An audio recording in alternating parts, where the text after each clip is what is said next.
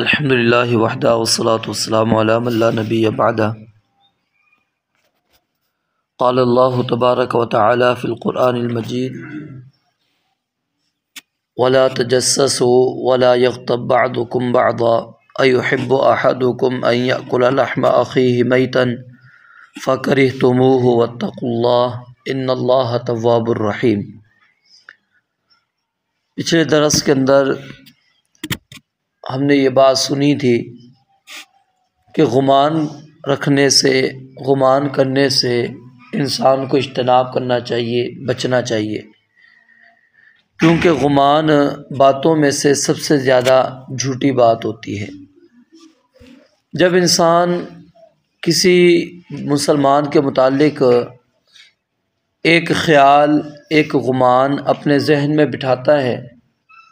اس گمان کو سچا ثابت کرنے کے لیے وہ جاسوسی کرنا شروع کر دیتا ہے،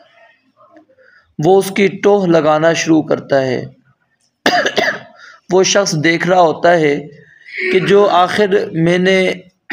اپنے ذہن کے اندر اس کے لیے ایک گمان پیدا کیا ہے، اب اس کو سچا کیسے ثابت کروں؟ اب وہ اس کے عیوب کو تلاش کرنا شروع کرتا ہے۔ پچھلے دروس میں سے ایک درس میں آپ کے سامنے یہ بات رکھی تھی کہ ومن ستر مسلمن سترہ اللہ فی الدنیا والآخرہ، کہ جو بندہ کسی بھی مسلمان کے عیب کو چھپاتا ہے، اللہ تعالیٰ اس کے عیب کو دنیا اور آخرت میں چھپا دیتے ہیں۔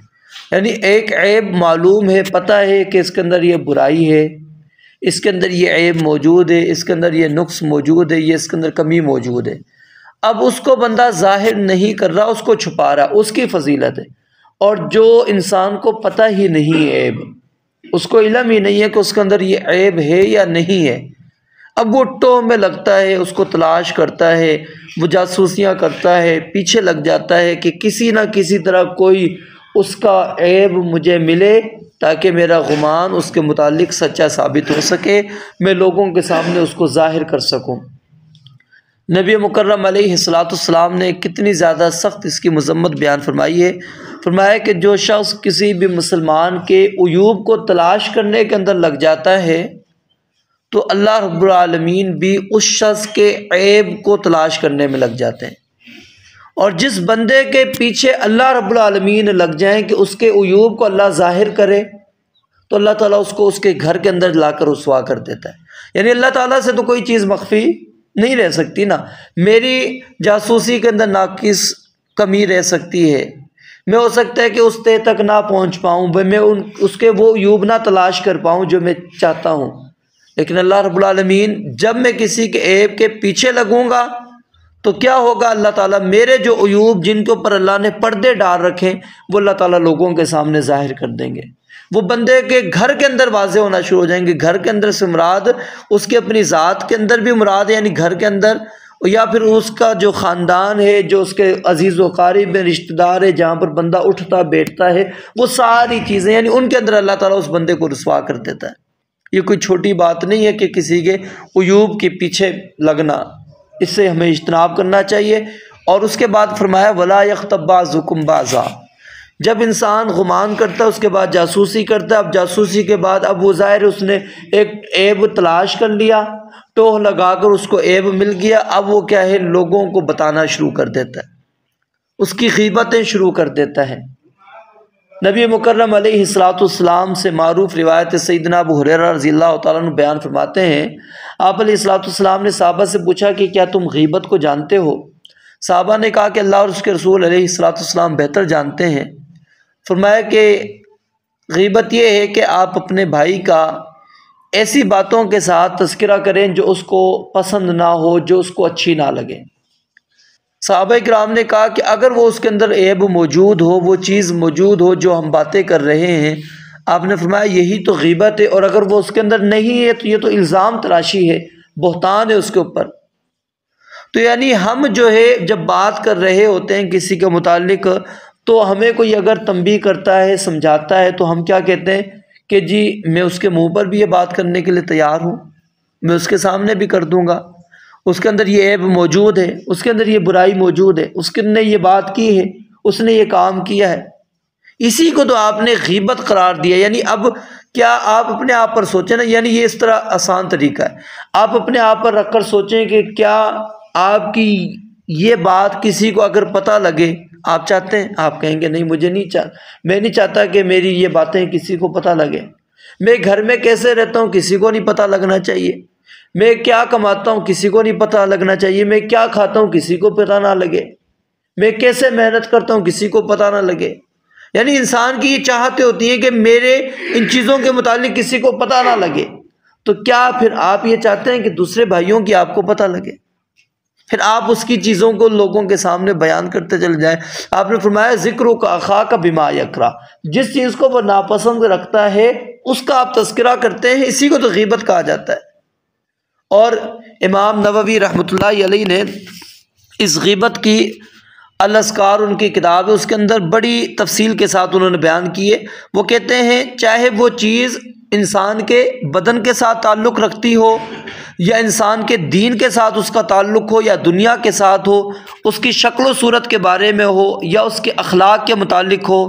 یا اس کے مال کے متعلق ہو، اس کی اولاد کے متعلق، اس کے والدین، اس کی بیوی بچوں کے متعلق ہو، یا اس کے لباس چال ڈھال کے متعلق ہو، اس کی بول چال، اس کی خندہ پیشانی یا ترش روئی، اس میں سے کسی بھی کے متعلق ہو، اگر انسان وہ یہ سمجھتا ہے کہ میری اس میں سے کوئی بھی چیز کسی کو پتہ نہ لگے، اور اگر آپ کسی کو بتلا رہے ہیں، اس کو کہتے ہیں غیبت۔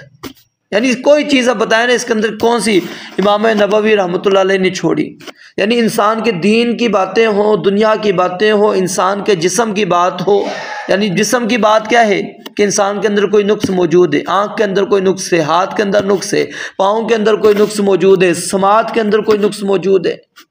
جسم کے اندر کوئی اس کے اندر نقص موجود ہے، آپ اس کو بیان کرنا شروع کر دیں، یا اس نام کے ساتھ اس کو پکارنا شروع کر دیں۔ دین کے اندر کیا ہے؟ اگر وہ نماز کے اندر تھوڑی بہت سستی اس کے اندر موجود ہے، روزے کے اندر سستی کر رہا ہے، دیگر چیزوں کے اندر سستی کر رہا ہے، آپ اس کو کہیں یہ تو سست آدمی ہے، یہ بھی غیبت کے اندر علماء شمار کرتے ہیں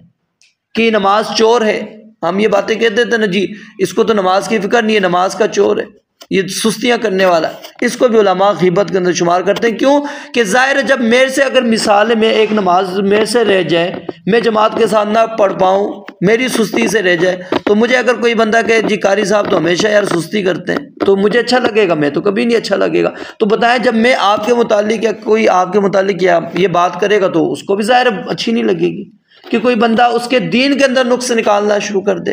اس کے اخلاق کے متعلق کوئی بات کرنا شروع کرے، وہ کہے کہ جی اس کا اخلاق ایسا ہے۔ جب آپ اپنے متعلق، یعنی کہ یہ چیز سب سے بہتر طریقہ کیا ہے کہ انسان اپنے آپ پر پرکھ کر اپنے آپ پر رکھے، پھر دیکھے کہ مجھے دین کے اندر، دنیا کے اندر، میرے اخلاق کے اندر، میرے لباس کے اندر، میری چال ڈھال کے اندر، میرے کھانے پینے کے اندر کون سی چیز ہے جو میں چاہتا ہوں کہ لوگوں کو پتہ نہ لگے، تو میں پھر لوگوں کی بھی باتوں میں نہ پڑوں۔ تو یہ ساری چیزیں اس کے اندر امام نووی رحمۃ اللہ علیہ نے شامل کی ہیں۔ تو غیبت یہ کیا ہے؟ یہ اتنا خطرناک گناہ ہے کہ نبی علیہ الصلوۃ والسلام نے فرمایا کہ جس کی تم نے غیبت کر لی ہے، اب اس کا کفارہ یہ کہ اب اس کے لیے تم مغفرت کی دعائیں کرتے رہو، اس کے لیے استغفار کرتے رہو، بس استغفار کرو گے پھر شاید اللہ تعالیٰ معاف کر دے، وگرنہ کوئی طریقہ نہیں ہے۔ کیونکہ جیسا کہ میں نے پچھلے درس کے اندر آپ کے سامنے یہ وضاحت کی تھی کہ یعنی آپ نام بگاڑ رہے ہیں، کسی کو پتہ لگ جائے گا، آپ مذاق اڑا رہے ہیں، کسی کو پتہ لگ جائے گا، حقیر جان رہے ہیں، اس کو پتہ لگ جائے گا، لیکن اگر آپ نے گمان رکھا اس کے متعلق، آپ نے جاسوسی کی، آپ نے غیبت کی، اب یہ کسی کو کسی کے متعلق نہیں پتا کہ میری کون جاسوسی کر رہا ہے، میرے بارے میں کون میرے پیچھے کیا باتیں کر رہا ہے، میرے متعلق کس کا کیا گمان ہے۔ یعنی یہ خطرناک مرحلہ ہوتا ہے کہ اس کے اندر انسان دفاع کر ہی نہیں سکتا۔ اور یہ بھی نہیں ہوتا کہ میں نے اگر کسی کی غیبت کی ہو تو کل جا کے میں اس کو کہوں بھائی میں نے آپ کی غیبتیں کی تھی، کیوں؟ بندہ نہیں ظاہر کرتا، وہ کہتا ہے یار جو عزت تھوڑی بہت ہے وہ ایسا نہ ہو کہ وہ کہے کہ اچھا یہ تو میری غیبتیں کرتا رہا ہے۔ وہ بندہ اپنی ایک نیکی ظاہر کرنا چاہ رہا تھا کہ میں نے